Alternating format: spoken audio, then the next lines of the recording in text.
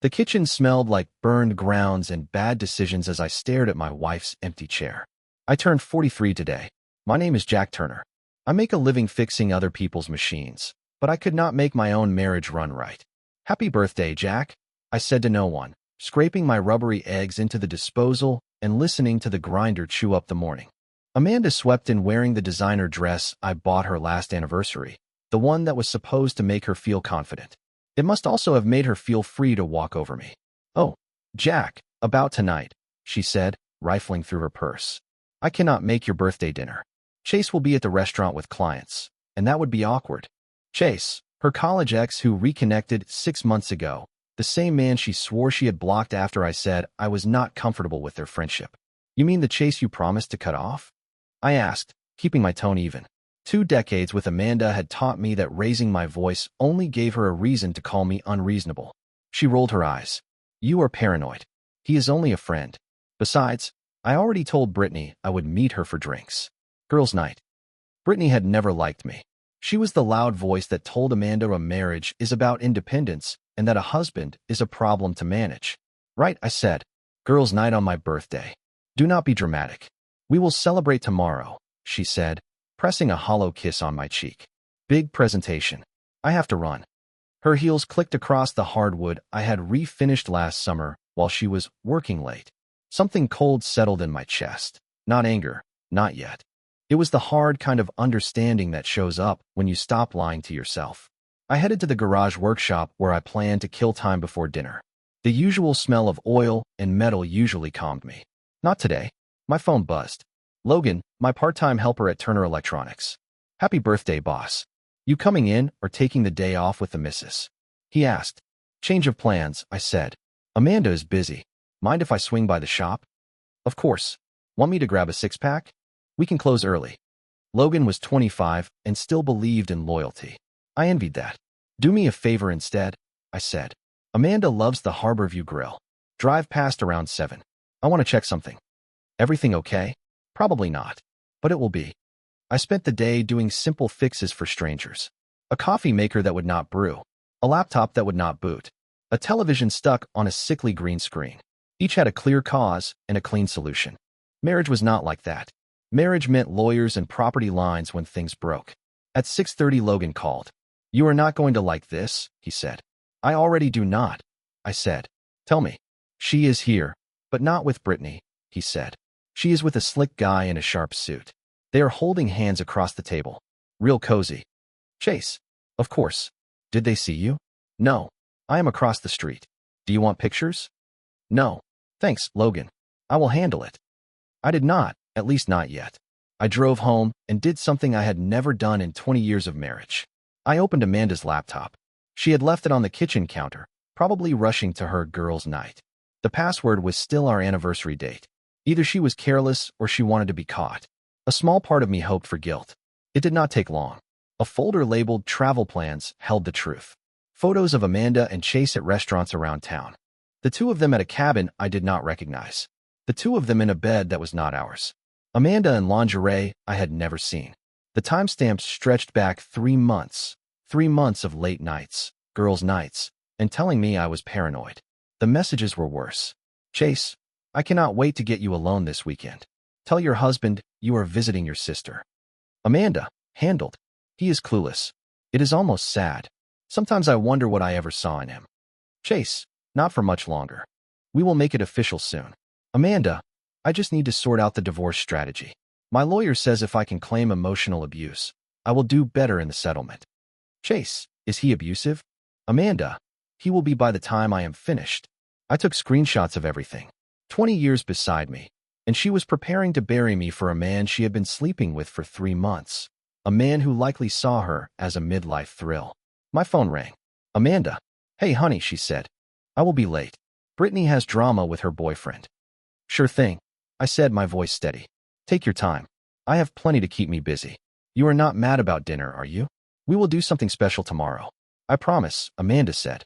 Promises, from a woman who had been lying for months and workshopping how to paint me as abusive in divorce court. "I am not mad," I said. "I am disappointed. Do not be like that. You know I love you, right?" "Yeah," I said, looking at the photos on her laptop. I know exactly how much. After she hung up, I sat in the kitchen and let the quiet do its work. Amanda thought I was clueless. Chase thought I was soft. Brittany never hid her contempt. Maybe half the town figured I was a middle-aged fool who could not see past his own nose. They were about to learn otherwise. I packed a bag and checked into the Maplewood Inn, a small motel near my shop. The desk clerk, Noah, who had graduated with my helper, Logan, looked up. "Hey, Mr. Turner, fixing the ice machine again?" "Something like that," I said. "One room for a few days. Everything okay at home?" "It will be."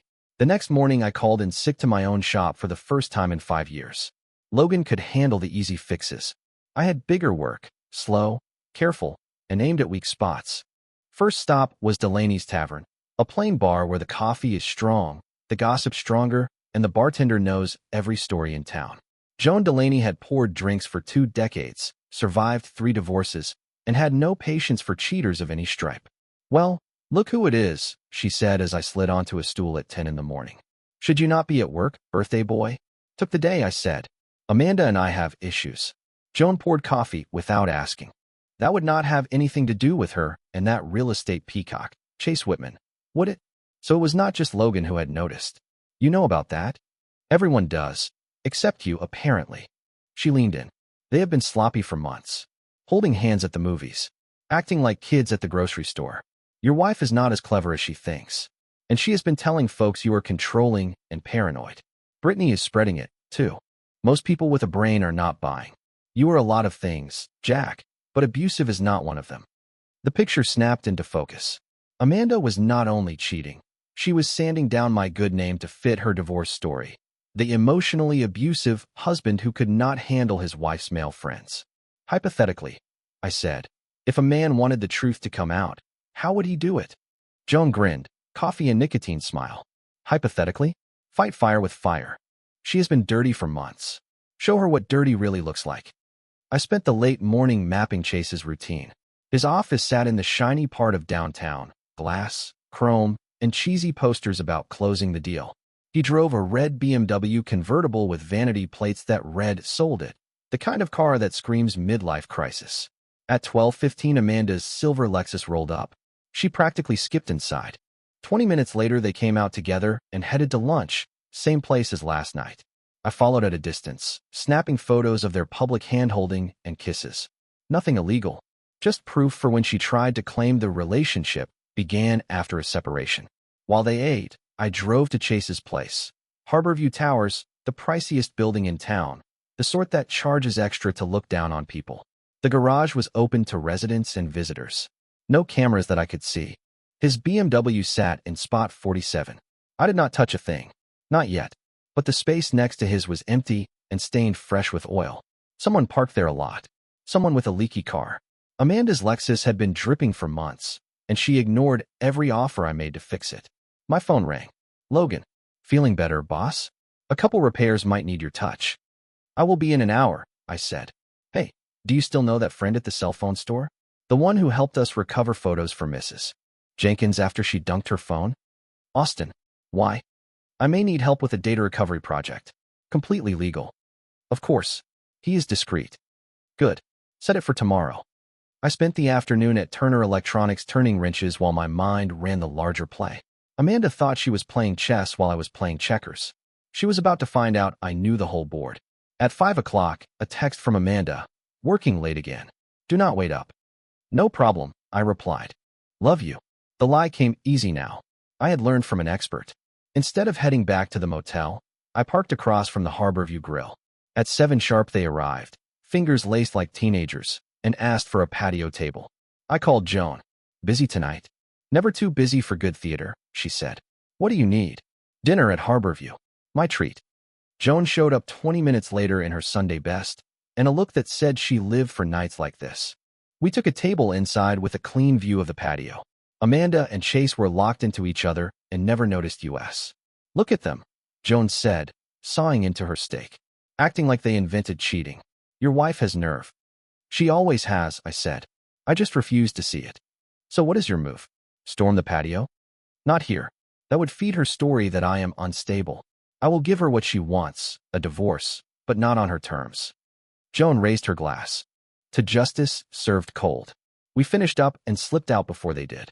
I drove Joan back to her bar, then went to my room at the Maplewood Inn and started laying bricks.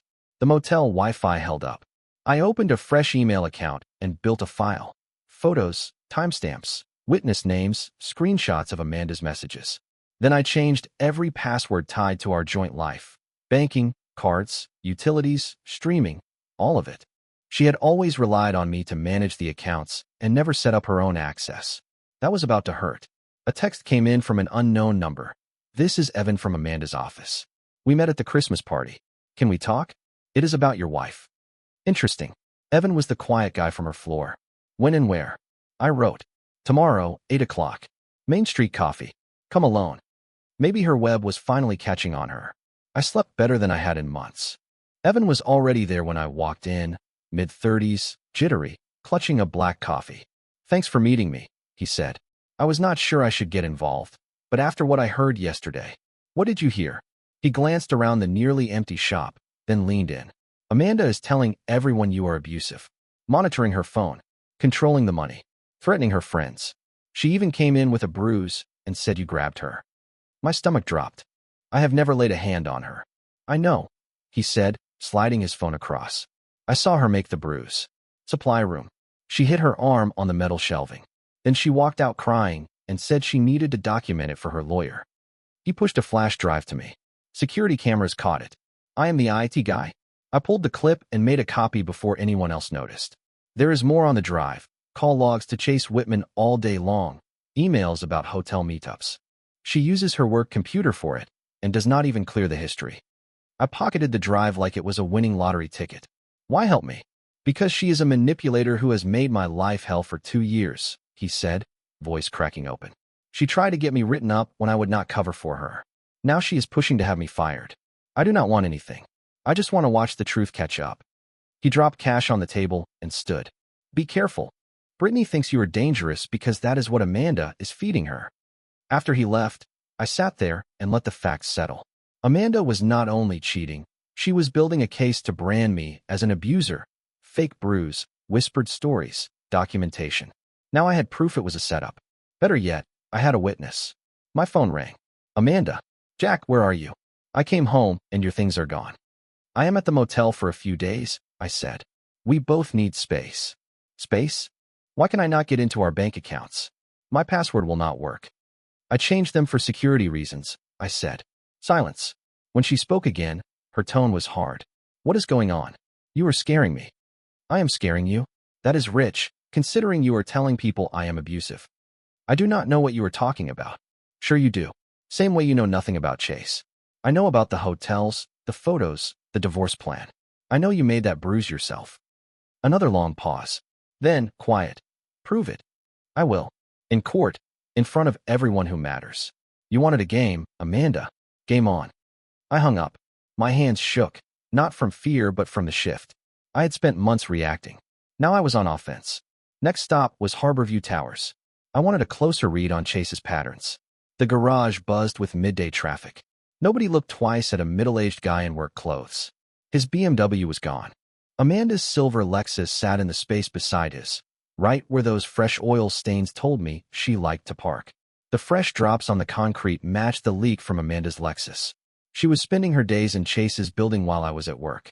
I photographed the puddle, the side-by-side spaces, and the lobby directory that listed Chase Whitman for B. It all tied their timeline together. On my way out, I ran into Mrs.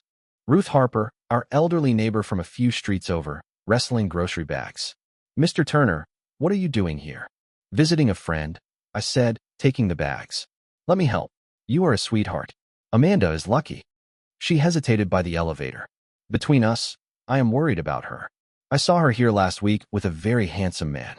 Well-dressed. They were close. It did not look like work." "You are not out of line, Mrs. Harper." "Thank you." "Marriage is hard, Jack. It is worth the fight if both people try."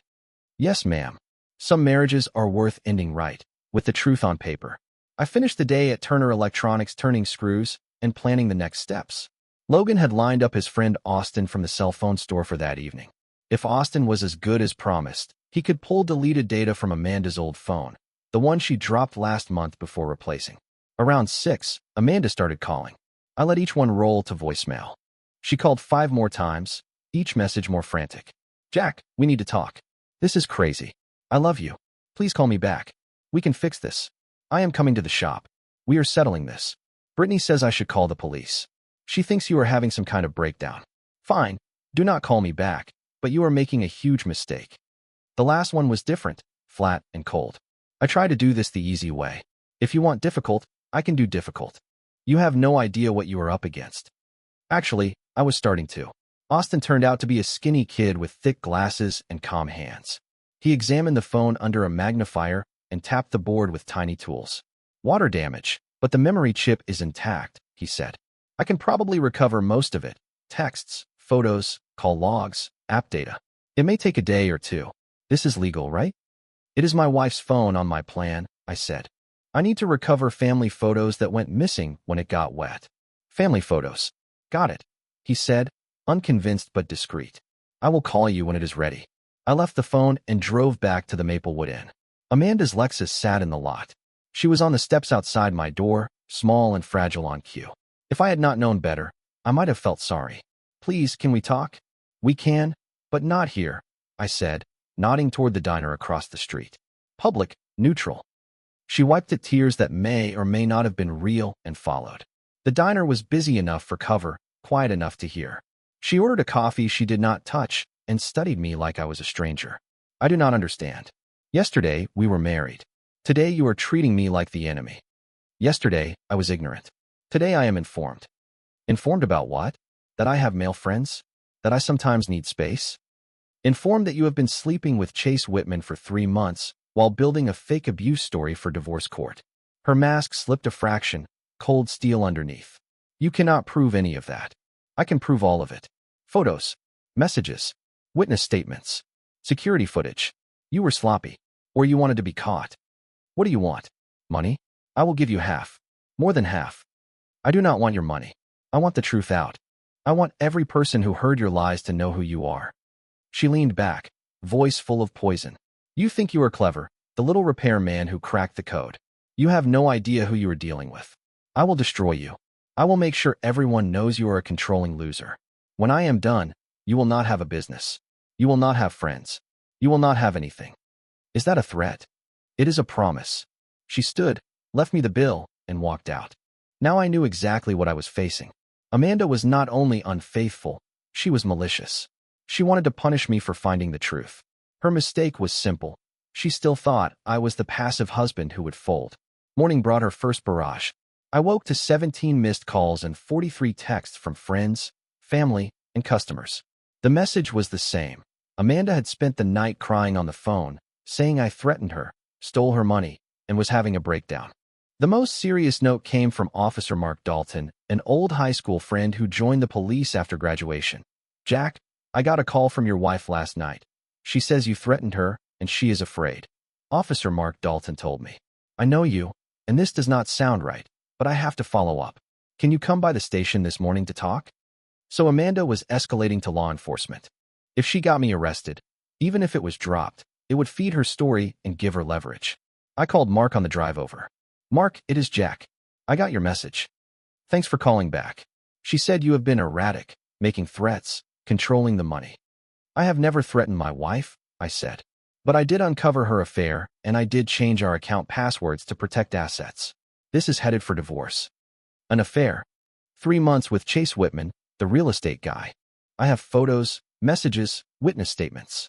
She has been planning the divorce and building an abuse narrative. A pause.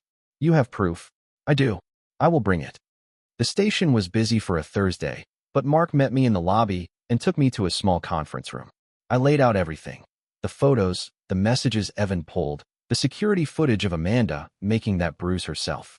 Mark paged through the pile, eyebrows climbing. Jack, she put you through a grinder, he said. Here is the deal. Filing a false report is a misdemeanor, but hard to prove unless she admits it. The defamation is civil. What I can do is document all of this. If she tries to escalate, claims you hit her or made direct threats, we will have a record that she has been manufacturing a story. It is something, I said. More than something. My advice. Document everything. Every call, every text, every conversation. And do not give her ammunition. No shouting matches. No scenes. What about my reputation? She is torching it. You have an edge there, Mark said. People here know you. 15 years fixing appliances, fair and straight. Amanda has rubbed folks the wrong way for a long time. He stood and squeezed my shoulder. Watch your back. If she is this calculating, she will try to bait you. I will be careful. From the station, I drove to Turner Electronics. 3 customers waited out front. Rumors travel fast. I opened up, did the work, and told people I was fine, that this was a messy divorce and their appliances were safe. Most believed me. A few looked disappointed there was no spectacle. Around noon, Logan pulled me aside. Boss, we have a problem. Chase is calling around saying you threatened him at his property, telling people you are dangerous. Police report? Does not sound like it. He is just working the phones. Okay, I said. You know half the town. Spread the truth. Amanda has been cheating with Chase for months. Now they are smearing me to cover it. Do not gossip. Warn people they are being manipulated. I can do that, Logan said. Folks hate being lied to, especially by rich types who think they are above us. Be careful. They will fight dirty. I can handle myself. That afternoon, Austin called from the cell phone shop. Your wife's phone data is ready. You will want to see this. He was right. The recovered files were devastating. Texts between Amanda and Chase going back 4 months about the affair, their future plans, and how to manage me. Photos of them together all over town and beyond. And the worst of it, a message thread between Amanda and Brittany about building a case against me. Amanda, I need more evidence of his controlling behavior. The thread between Amanda and Brittany was ugly and clear. Amanda, my lawyer says emotional abuse is harder to prove than physical. Brittany, what about money? Does he control the finances? Amanda, that is normal. Lots of husbands handle bills. I need something bigger. Brittany, record him yelling. Push his buttons and capture the reaction. Amanda, good. Or I could document bruises. Who can say where they came from? Premeditated fraud. Weeks before she gave herself that bruise at work. Austin, I need multiple copies of everything, I said. Already done, he said, handing over several flash drives and a thick stack of printouts. I do not know your wife, but these messages are messed up. I am starting to see it, I said. Back at the Maplewood Inn, I built a clean case file. Photos, timestamps, witness notes, police paperwork, screenshots, the security footage. Enough not only to defend myself, but to pull the mask off her story. The question was how to deploy it. Around 9, Officer Mark Dalton called. Jack, heads up. Amanda filed another report. Claims you broke into Chase Whitman's apartment and vandalized his car. I have been at the motel all evening, I said. Desk clerk saw me. I ordered room service. Receipts and cameras. Good. Because his BMW is keyed and there is sugar in the tank. He is naming you. It was not me, I said. I cannot say I am sorry it happened. Mark snorted. Off the record, Chase has had it coming. But I have to investigate. I get it, I said. You will find nothing on me. Point is, she is escalating. Do not give her ammunition. When we hung up, I sat on the bed and thought about that car. I had not touched it, but I could guess who might have. Logan had been spreading the truth, and Chase was not loved in this town. Could have been anyone sending a message. Or Amanda herself, faking more evidence of my violence. A text came in from an unknown number. Stop trying to ruin my life, or you will regret it. Only warning. Chase, trying to sound hard. I screenshotted it. I am not ruining your life, I replied. I am telling the truth about it. He fired back. Truth according to a pathetic loser who cannot satisfy his wife. Another screenshot. The truth according to cameras, phone records, and witnesses, I wrote. Thanks for the threats. My lawyer will love them. Silence. Maybe he finally realized texts can be evidence. At 11, Amanda showed up at the motel with Brittany, both of them drunk and loud, weaving through the lot and hunting my door number. Jack, I know you are here. We need to talk. Amanda shouted. I called Mark. Amanda and Brittany are here drunk and making a scene. I am staying in my room. If anyone calls it in, you know what is happening. I will send a patrol. Do not engage. That is the plan. A cruiser rolled in 10 minutes later. An officer I did not know, Officer Martinez, spoke to them while Amanda waved her arms, probably spinning a story about me hiding. He finally walked them to Brittany's car and watched them leave. Then he knocked on my door. Mr. Turner? Officer Martinez. Sounds like you are having domestic issues. Yes, sir. We are separated. She is being dramatic. She says you are avoiding service and refusing to talk. I have been here 3 days. If someone wants to serve me, I am easy to find. I will talk in a lawyer's office with counsel present. That sounds reasonable, he said. Your wife was upset and drunk. I told her to go home and handle it through proper legal channels. Keep the drama down, please. We have enough real crime. Understood. Thank you. When the door shut, the truth settled in. Amanda was going to keep pushing, keep trying to bait me into a scene she could weaponize. The old me would have tried to fix it, swallowed anger, and let her walk over me for the sake of peace. That man is gone. I am done playing defense.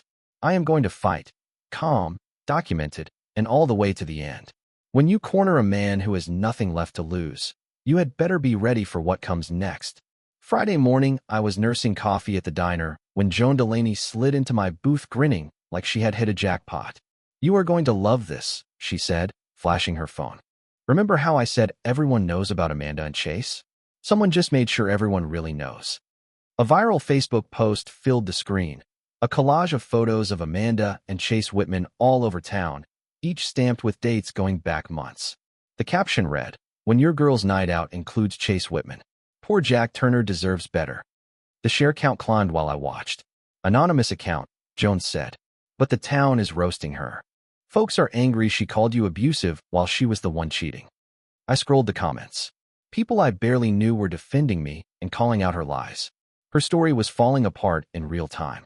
There is more, Joan added. Chase's real estate office got about 50 cancellations yesterday. Turns out people do not want a home wrecker selling their house. And Amanda's boss called her in this morning. Someone sent the security video of her making that bruise, plus those texts about framing you. Your guy Evan kept his word. My phone rang. Amanda, Jack, we need to meet now. This has gone too far, she said. Someone is smearing me online. People are threatening me. My boss may fire me. You have to make it stop. I did not post anything. I did not call your boss, I said. You chose the affair. You chose the fake abuse. It was you or one of your friends. I will press charges for harassment. Go ahead. Sue the internet, I said. If you want to meet, it is in a lawyer's office with representation. I am done with private conversations you can twist. She hung up. I knew she would call again. Manipulation had always been her first move. It was not working anymore.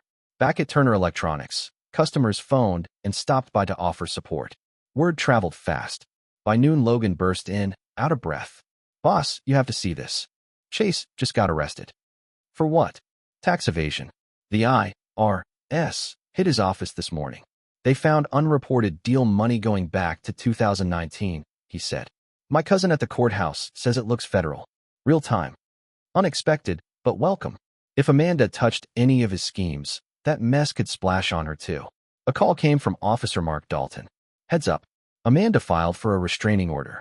Says you are stalking her and threatening her through other people. Hearing is Monday morning.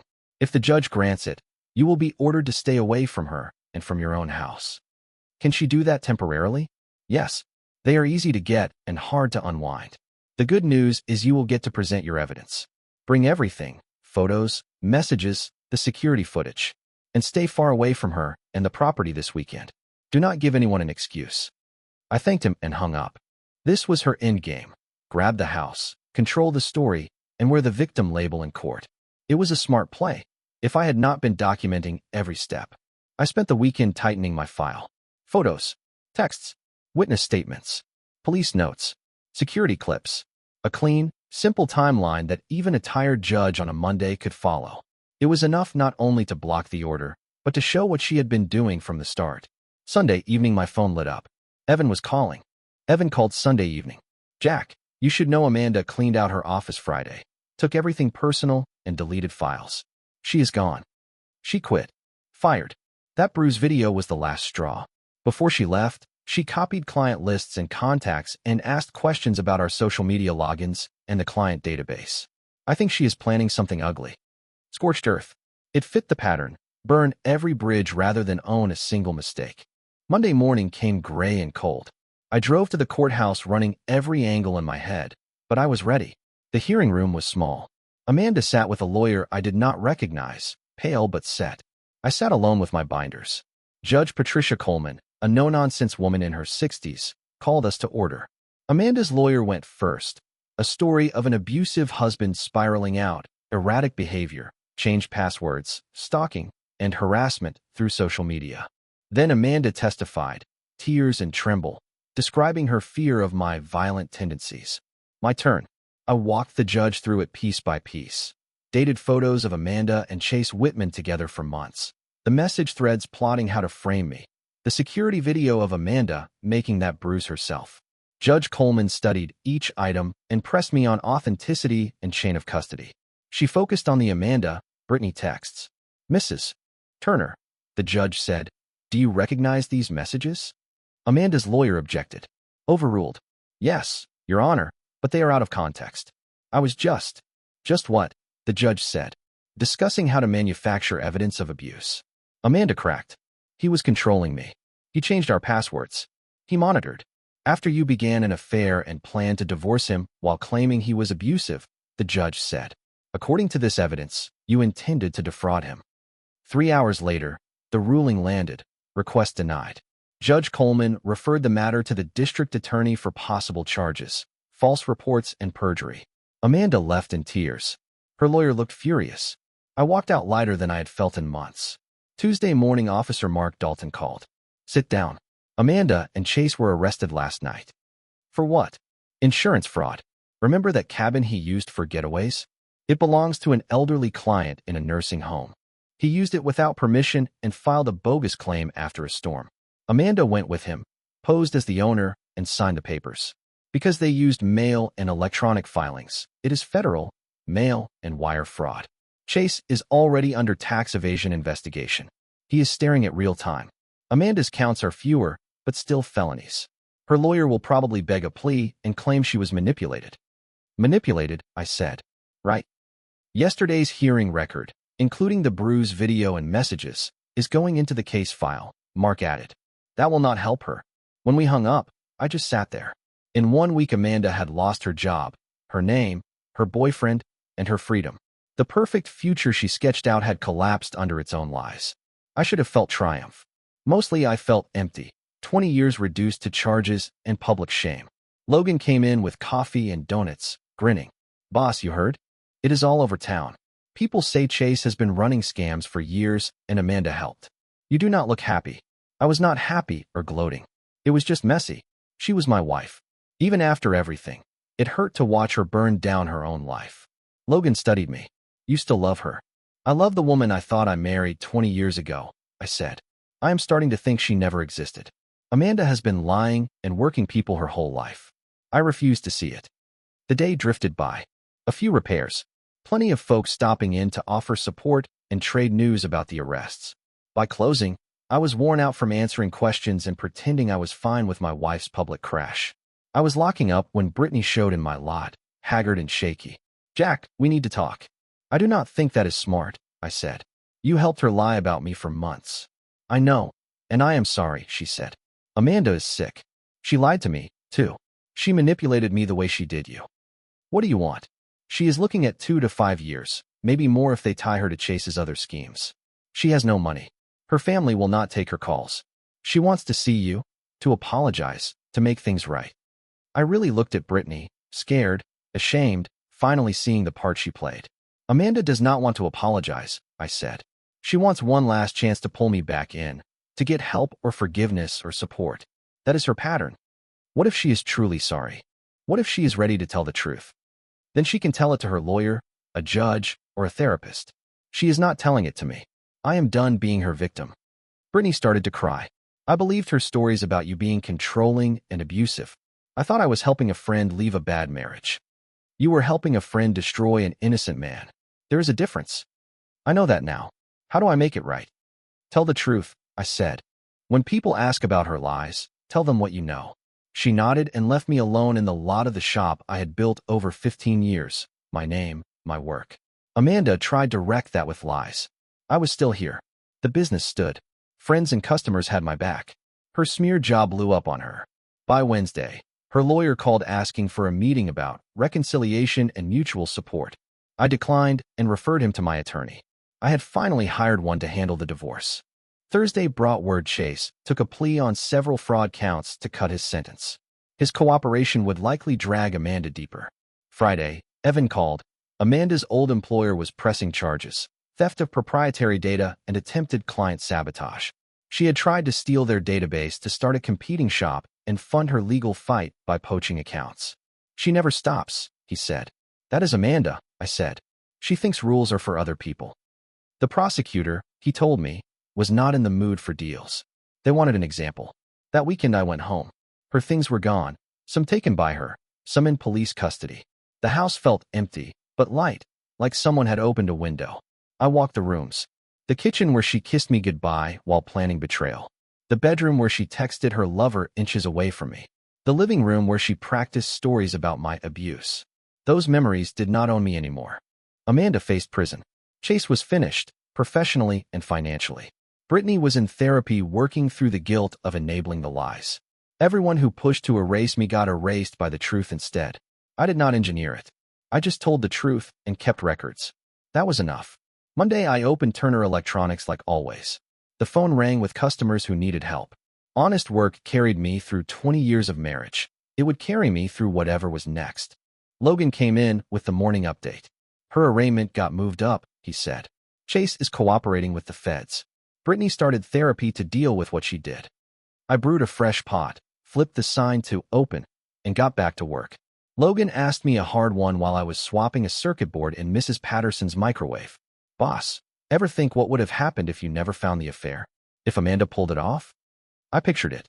I would probably be in jail right now, or fighting charges I did not deserve. She would have taken the house, the business, the life we built. Chase would move in and wear my shoes while I sat in a cell.